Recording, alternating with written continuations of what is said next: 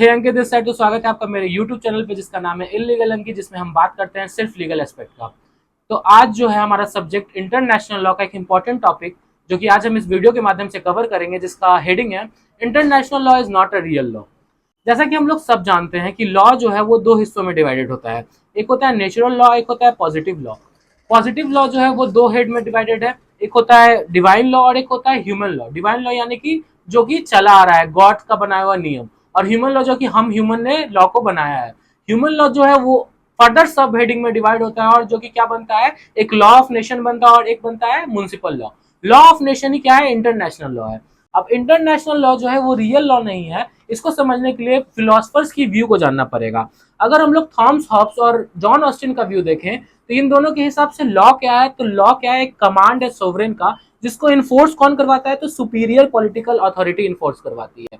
वहीं John Austin जो है ये कहते हैं कि जुरिस ये जो इंटरनेशनल लॉ है ये वेनिशिंग पॉइंट है जुरिस्प्रूडेंस का। तो इन दोनों के हिसाब से इंटरनेशनल लॉ क्या है, एकदम ही वीक लॉ है। क्यों? सबसे पहले तो इंटरनेशनल लॉ कमांड नहीं है सॉवरेन का, वही नॉर्मल लॉ क्या होता है, सॉवरेन का कमांड होता है। वही पॉलिटिकल पावर जो है, superior political power municipal law को इन्फोर्स करवाता है। वही इंटरनेशनल लॉ के लिए ऐसा कोई भी सुप्रीम पॉलिटिकल पावर तो है ही नहीं। और सबसे बड़ा चीज है कि ये इंटरनेशनल जो लॉ है वो सारे चीजों में लैक कर जाता है। वहीं हॉलैंड और बेंथम का व्यूज देखें तो वो यह कहते हैं कि इंटरनेशनल लॉ जो है वो कई सारे चीजों में इनइफेक्टिव है। जैसे कि उसके पास कोई भी इफेक्टिव मशीनरी नहीं है जो कि लेजिस्लेशन में काम करे, जो कि एग्जीक्यूटिव में काम करे, ना ही उसके पास कोई पोटेंट जुडिशरी है, और सैंक्शन तो है ही नहीं। इन सारे रीजन, इन सारे फिलॉसफी के कारण क्या कहा जाता है, इंटरनेशनल लॉ जो है वो रियल लॉ नहीं है। बेंथम जो है वो पहली बार जो थे इंटरनेशनल लॉ जो वर्ड है वो यूज किए थे। ये आपके जनरल नॉलेज के लिए जरूरी है।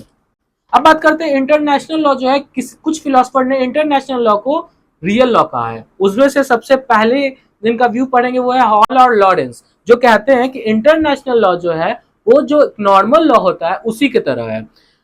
जैसे कि पॉजिटिव लॉ होता है, जैसे फॉलो किया जाता है, जैसे इन्फोर्स करवाया जाता है, उसी सेम बेसिस पे इंटरनेशनल लॉ भी फॉलो होता है और इन्फोर्स करवाया जाता है।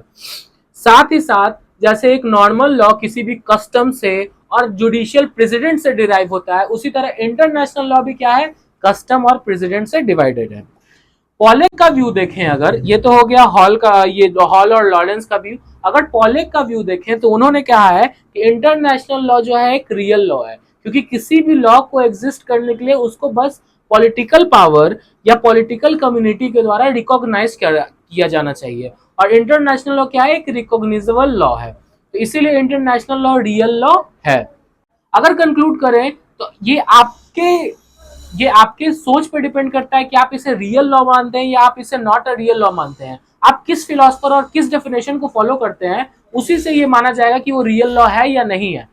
अगर आपको वीडियो पसंद आए तो अपने दोस्तों के साथ शेयर कीजिए और मेरे चैनल को सब्सक्राइब कीजिए। तब तक के लिए मेरे चैनल पर बने रहिए।